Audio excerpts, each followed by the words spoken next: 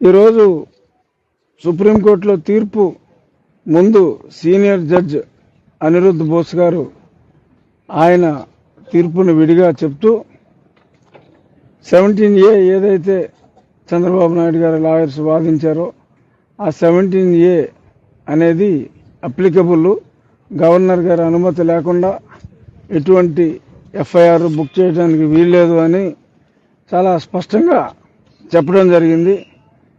రెండవ judge junior judge Bela Trivedi గారు ఆవిడ జడ్జిమెంట్లో ఈ అభిప్రాయాన్ని డిఫర్ చేస్తూ 17A అప్లికబిలిటీ 2018 తర్వాత ఏదైనా ఎలిగేషన్ ఉంటే దానికే అప్లై అవుతుంది తప్ప దాని ముందుకున్న దానికి అప్లికబుల్ కాదు అన్నారు.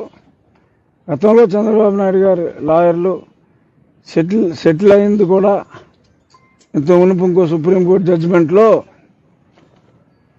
ఎఫ్ఐఆర్ ఎప్పుడు బుక్ చేశారు అనేది ప్రాతిపదిక 2018 ఆ చట్టం వచ్చిన తర్వాత జూన్ మాసంలో ఆ తర్వాత ఎటువంటి ఎఫ్ఐఆర్ బుక్ చేయాలన్నా అని గతంలో కూడా ఒక తీర్పు ఉంది. మరి అయినప్పటికీ వాళ్ళ సీనియర్ జడ్జి తీర్పు అనుకూలంగా, రెండో జడ్జి జూనియర్ జడ్జి తీర్పు అననుకూలంగా వచ్చింది. బట్ సుప్రీంకోర్టులో సీనియర్ జూనియర్ ఉన్నప్పటికీ కూడా ఇద్దరికీ సమానమైన హక్కు ఉంటుంది కాబట్టి దాన్ని సుప్రీంకోర్టు చీఫ్ జస్టిస్ గారికి రిఫర్ చేశారు. జనరల్గా ఇటువంటివి రేరుగా జరుగుతాయి. ఆ జరిగినప్పుడు 3 మెంబర్ బెంచ్కి వేయటం జరుగుతుంది. అది మళ్ళీ బెంచ్ కాన్స్టిట్యూట్ అవటం, మళ్ళీ ఆర్గ్యుమెంట్లు అవటం, మళ్ళీ తిరిగి ఇవన్నీ జరగాలి అంటే అది కనీసం చాలా తొందరగా అయితే, సూపర్ ఫాస్ట్గా అయితే ఒక 6 నెలల సమయం పట్టొచ్చు.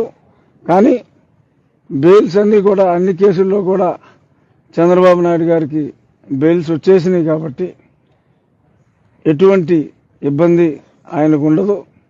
రాబోయే రోజుల్లో త్రిసభ్య ధర్మాసనం ఖచ్చితంగా అనుకూలంగానే ఆ జడ్జి గారి తీర్పును బట్టి, అంటే ముగ్గురుండి ఇద్దరు ఒక సైడ్ ఉంటే సరిపోతుంది. డిఫర్డ్ జడ్జిమెంట్ అయినప్పటికీ ఖచ్చితంగా ఈ కేసులో 17A అప్లికబిలిటీ గురించి ఎటువంటి అనుమానాలు చంద్రబాబు నాయుడు గారి అభిమానులకు కానీ, రాజ్యాంగాన్ని గౌరవించే వారు ఎవరో కానీ అనుమానపడాల్సిన పని లేదు. దురదృష్టం, తీర్పులు మన జస్టిస్ బొబ్బిలి సినిమాలో కోర్టుకి తీర్పు మారుతూ ఉంటుందని చూసాం. కానీ అదే కోర్టులో ఒక జడ్జి ఒక రకంగా, ఇంకో జడ్జి ఇంకో రకంగా చెప్పాల్సిన పరిస్థితి రావటం, వినాల్సిన పరిస్థితి మనకు రావటం దురదృష్టం. బట్ రాబోయే రోజుల్లో ఖచ్చితంగా అనుకూలమైన తీర్పు వస్తుంది 17A అప్లికబిలిటీ మీద. ఎటువంటి ఇబ్బంది మనకి లేదు.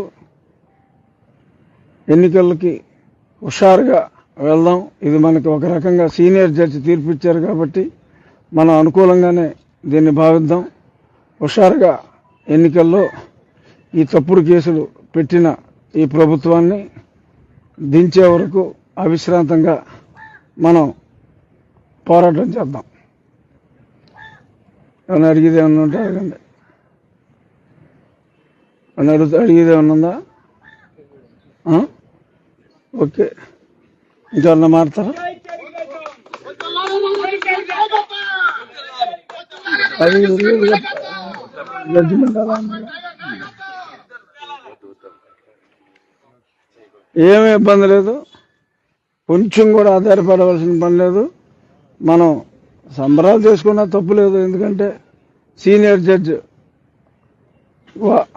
జడ్జిమెంట్ మనకి పూర్తిగా అనుకూలంగా ఉంది కాబట్టి సంబరాలు చేసుకున్నా తప్పు లేదు. కానీ సుప్రీంకోర్టు తీర్పు పెండింగ్లో ఉంది కాబట్టి, గతంలో ఉన్న స్టేటస్ కో మెయింటైన్ అవుతుంది కాబట్టి మంచి తీర్పు కోసం ఎదురు చూద్దాం. ఈలోపు తప్పుడు కేసులు పెట్టిన ప్రభుత్వాన్ని దింపేద్దాం. Thank you.